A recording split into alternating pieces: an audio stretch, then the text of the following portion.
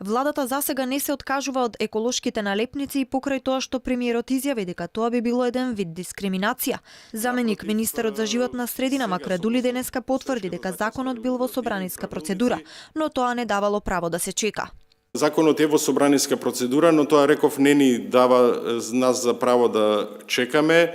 Напротив, и сега, согласно постоечката законска регулатива и правилници, може да се контролира издувните гасови на возилата. Предлог законот за возила налага при техничкиот преглед секој автомобил да добие црвена, жолта или зелена налепница според степенот на издувни гасови, а во загадените денови би имало забрана за движење на постарите возила. Нема да дозволиме да има неправичност, ама работа.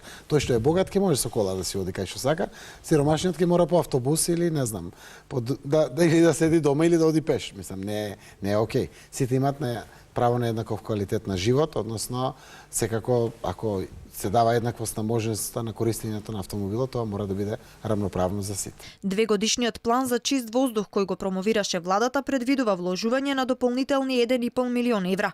Една од мерките кои се предвидуваат е токму измената на законот за возила и воведување на еколошки налепници. Министерството за животна средина и владата планираат да ги убедат граѓаните да се вратат на парното грејење со намалување на данокот на додадена вредност за испорачена топлинска енергија од 18 на 5%. Меѓу другото се предвидуваат изголемени инспекции, но и замена на нееколошките извори за затоплување во јавните институции. На почетокот од следната година ќе се набавеле и комплетно нови инструменти за сите станици за мерење на квалитетот на воздухот.